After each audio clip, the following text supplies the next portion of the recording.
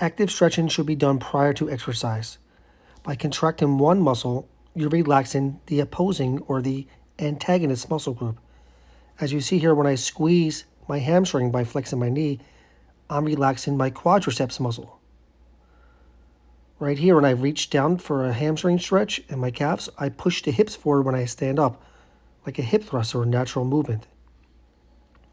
Reaching across, I get the outer calf and outer hamstring muscle.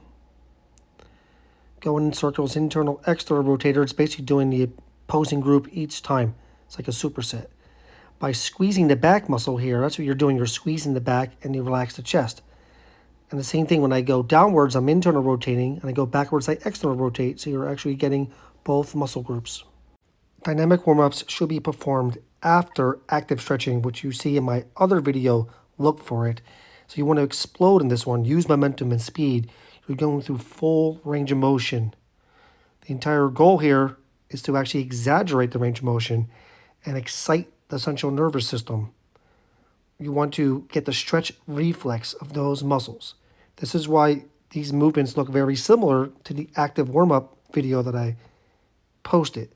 So you're trying to mimic basically those movements, just repeating them. I would do the active first and then just mimic those same movements and just do them faster. You mimic the movements of the sports that you're doing or any activity. As you see here, it looks like football drills or maybe basketball. Could be used just as a good workout, really.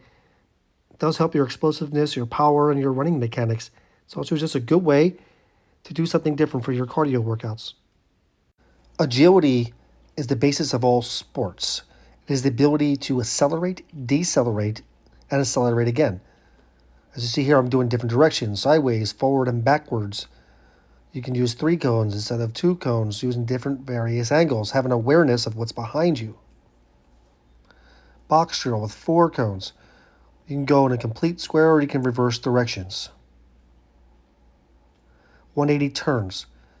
It's about pivoting and knowing where the other cone is at. Coordination and footwork are very important when it comes to 180 turns. I use this for baseball, as if I'm running back to a bag or I'm turning to catch a fly ball.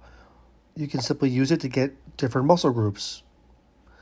And it's also just great for burning calories. You can see how I can stop and start again. Improves my acceleration, speed, and sports agility. Base stealing is all about acceleration, getting that quick first step, staying kind of low and driving the knees and swinging the arm across. To get top speed, you have to run a little farther. After about 30 meters or so, you really get your top speed. It's all about stride, pushing off, driving the legs. Then I work for doubles, the ability to angle around first base. I swing the bat first, so I can take that momentum from the swing and run to first.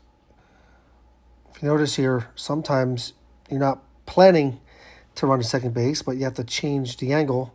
Let's say the ball gets to the outfield or someone does drop it.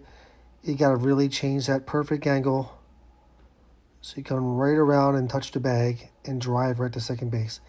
Again, you can see the balls. My feet are hitting the ground. I'm not hitting my heel or flat feet. That's going to give me drive.